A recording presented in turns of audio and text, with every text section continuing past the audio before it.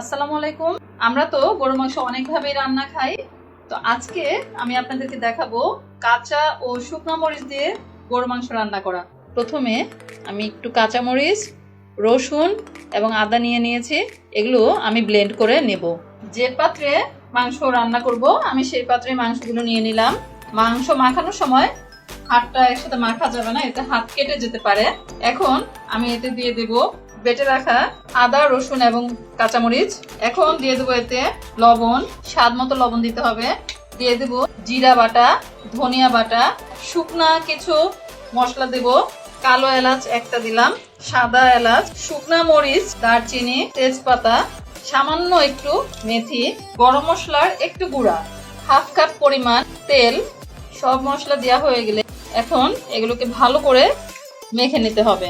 মাখানোটা যত সুন্দর হবে রান্নাটাও তত মজা হবে। মাখানোর মধ্যে আমি দিয়ে দিলাম কাবাব চিনি। মাখানোর পরে আমি দিয়ে দিচ্ছি পেঁয়াজ। পেঁয়াজ দিয়ে আবার কিছুক্ষণ মাখিয়ে নেব। সবকিছু মাখানোর পরে এখন আমি এটা রেস্টে রেখে দেব 2 ঘন্টার জন্য। 2 ঘন্টা পরে আমি এটি চুলায় বসিয়ে দিলাম। চুলার আঁচটি প্রথমে একটু বাড়িয়ে দেব। 10 মিনিট আমি চুলার আঁচটি একটু বাড়িয়ে এটাকে রান্না করে নেব। 10 মিনিট রান্নার পরে আমি আপনাদেরকে দেখাচ্ছি। দেখুন মাংস থেকে অনেক পানি বের হয়েছে। এখন একটু নেড়ে দিতে হবে আর চুলার আঁচটি কমিয়ে দিতে হবে। হালকা আঁচে এটাকে এখন রান্না করতে হবে। ঢাকনাটি খুলে আমি আবার কিছুক্ষণ নেড়ে দেব। এখন আমি এতে দিয়ে দেব সামান্য পরিমাণ দুধ। দুধটা হাফ কাপের মতন দেওয়ার পরে আমি আবার এটাকে নেড়ে আবার ঢেকে দেব। প্রায় আধা ঘন্টার মতো রান্না করার পরে আমি এখন দিয়ে দিচ্ছি এতে সামান্য পরিমাণ টমেটো সস। টমেটো সসটি দিয়ে আমি এটাকে নেড়ে আরো প্রায় রান্না করবো অনেকক্ষণ। এভাবে করে রান্না করতে হবে মাংস সিদ্ধ হয়ে আসার আগ পর্যন্ত। আর 5 মিনিটের মতো আমি রান্না করব, তারপর চুলাটি বন্ধ করে দেব। রান্না শেষে গরম গরম আমি পরিবেশন করে দেখাচ্ছি। দেখুন খুব সুন্দর হয়েছে। তৈরি হয়ে গেল কাঁচামরিচ ও শুকনা মরিচ দিয়ে মাংস রান্না।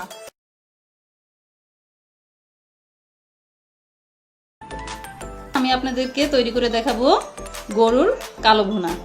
গরুর কালো ভুনা করার জন্য আমি এখানে 1 কেজি পরিমাণ মাংস নিয়ে নিয়েছি। মাংসের সাথে হাড় এবং চর্বি সবই আছে। আমি এটা ধুয়ে আগে পানি ঝেড়ে নিয়েছিলাম। এখন আমি এতে দিয়ে দেব কিছু পেঁয়াজ বেরেস্তা, যা আমি আগে করে রেখেছিলাম। পেঁয়াজ বেরেস্তার লিঙ্কটা আমার ইউটিউবে দেওয়া আছে, আপনারা ওখান থেকে দেখে নেবেন কিভাবে মচমচে পেঁয়াজ বেরেস্তা করা যায় এবং দীর্ঘদিন সেটা ভালো রাখা যায়। তো পেঁয়াজ বেরেস্তা দেওয়া হয়ে গেছে। পরিমাণ কাঁচা পেঁয়াজ এতে আমি দিয়ে দেব। এখন দিয়ে দেব 1 চামচ আদা বাটা, 1 চামচ রসুন বাটা, সামান্য পরিমাণ লবণ, একটু জিরার গুঁড়া, একটু ধনিয়ার গুঁড়া দিতে হবে, একটু মরিচের গুঁড়া দিব, হলুদের গুঁড়া দিব খুব সামান্য পরিমাণ। হলুদের গুঁড়াটা খেয়াল রাখতে হবে যে সামান্য পরিমাণ যেন হলুদের গুঁড়া হয়। এর মধ্যে এখন আমি দিয়ে দেব কিছু আস্ত মশলা। এটাকে আমি এখন মেখে নেব। মাংসগুলো মেখে আমি আধা ঘন্টার মতো রেখে দিয়েছিলাম। এখন আমি এটা চুলায় বসিয়ে দিয়েছি।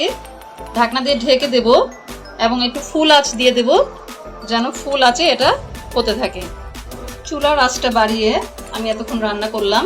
তো দেখুন এখান থেকে বেশ পরিমাণ পানি উঠেছে।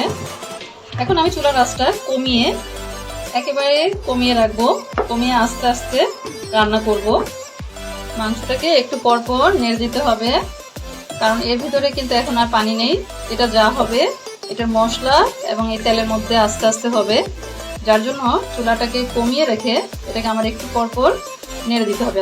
মাংসটা খুব সুন্দর আস্তে আস্তে কালো হয়ে আসছে।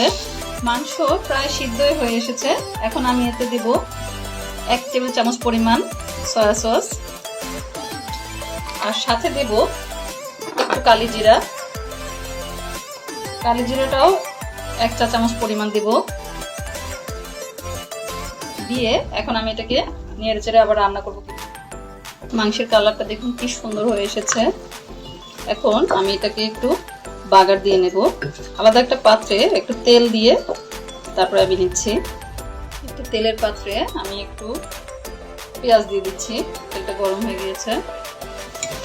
পেঁয়াজ যখন বাদামি রঙের হয়ে যাবে তখন আমি এটাকে মাংসের মধ্যে ঢেলে দেব।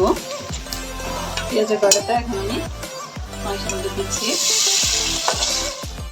মাংসটাকে ভালো করে নেড়ে চেড়ে এর মধ্যে এখন আমি দিয়ে দেবো 1 চামচ পরিমাণ ঘি।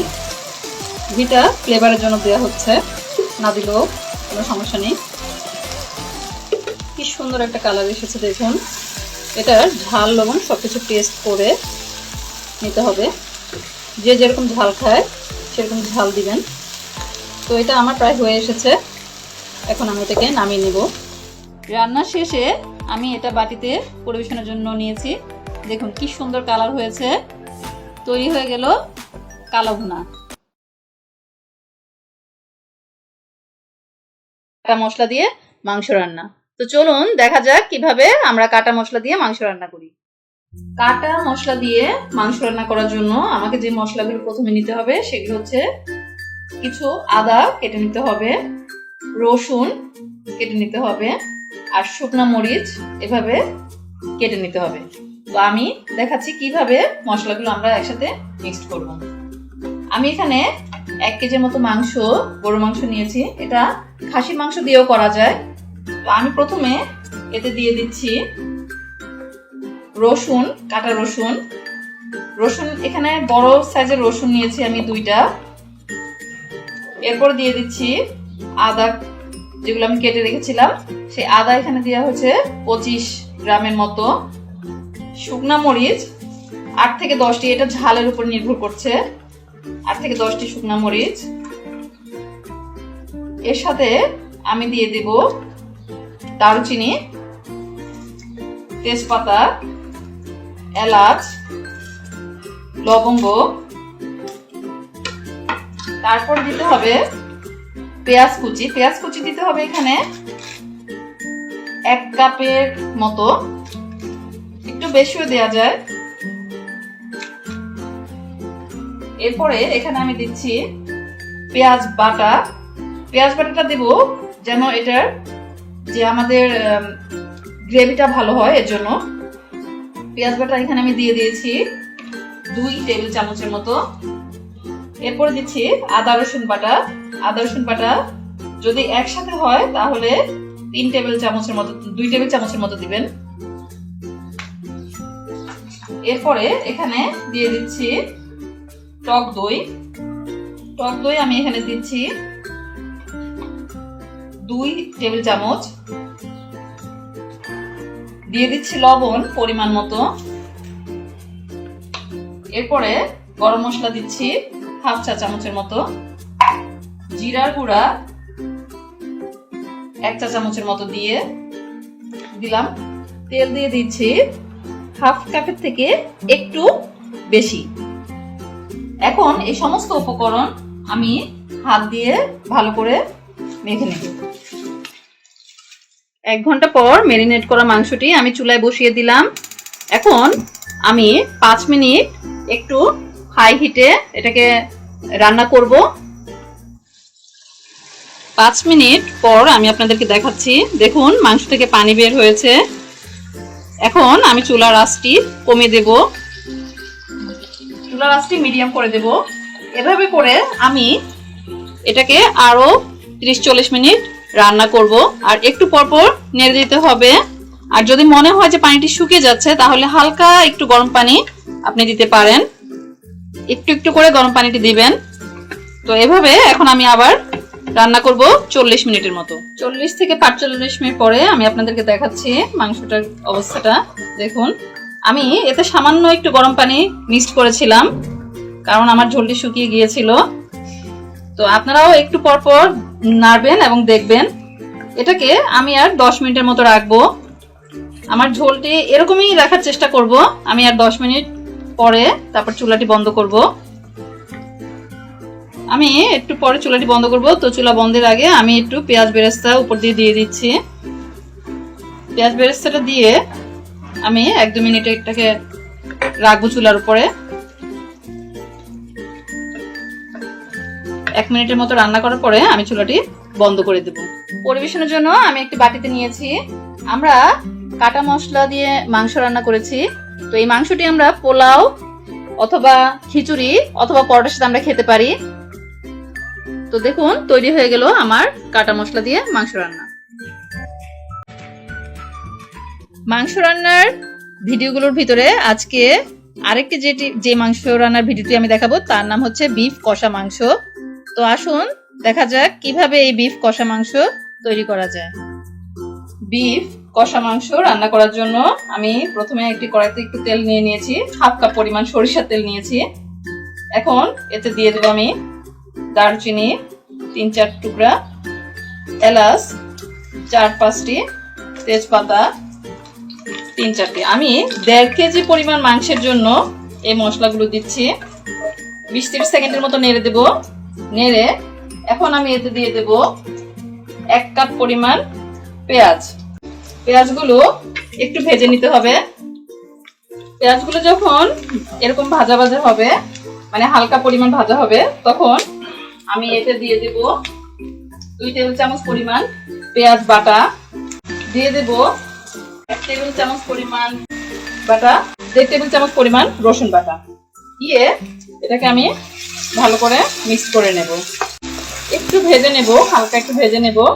একটু ভাজার পরে আমি এতে দিয়ে দিচ্ছি পরিমাণ মতো লবণ। তারপরে দিয়ে দেবো এখানে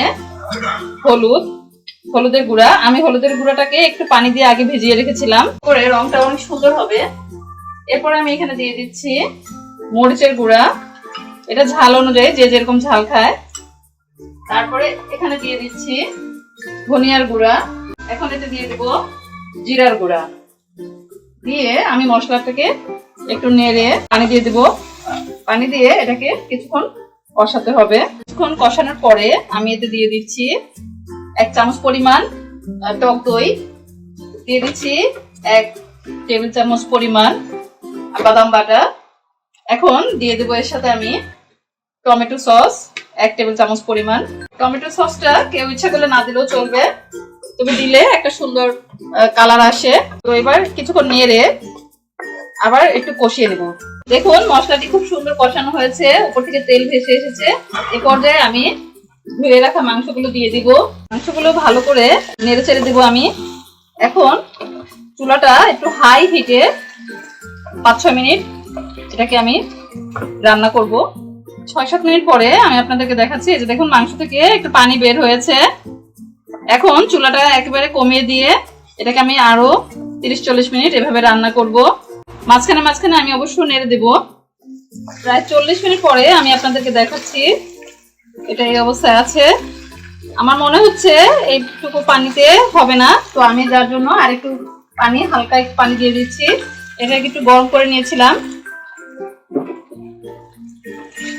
এটাকে এভাবে নেড়ে আবার আমি রেখে দেব এটা সিদ্ধ হওয়ার আগ পর্যন্ত, মাংসটা যতক্ষণ সিদ্ধ না হয়। এখন আমরা এটাকে রেখে দিচ্ছি সিদ্ধ হওয়ার আগ পর্যন্ত। প্রায় 30 মিনিট পরে আমি আপনাদেরকে দেখাচ্ছি। দেখুন মাংসের কালারটি এরকম চেঞ্জ হয়েছে এবং আমি মাংসটি চেক করেছি, সিদ্ধ হয়ে গেছে। এখন আমি এতে দিয়ে দেব কাঁচামরিচ, আর সাথে দেব 1 টেবিল চামচ পরিমাণ গরম মশলার গুঁড়া। দিয়ে এটাকে নেড়ে আবার 10 মিনিটের জন্য আমি রেখে দেব। রান্না শেষে আমি মাংসটি পরিবেশনের জন্য একটি বলে নিয়ে নিয়েছি। দেখুন কি সুন্দর কালার হয়েছে এবং খেতেও খুব সুস্বাদু। তো এইভাবে আপনারা তৈরি করে ফেলতে পারেন বাসায় বিফ কষানো মাংস।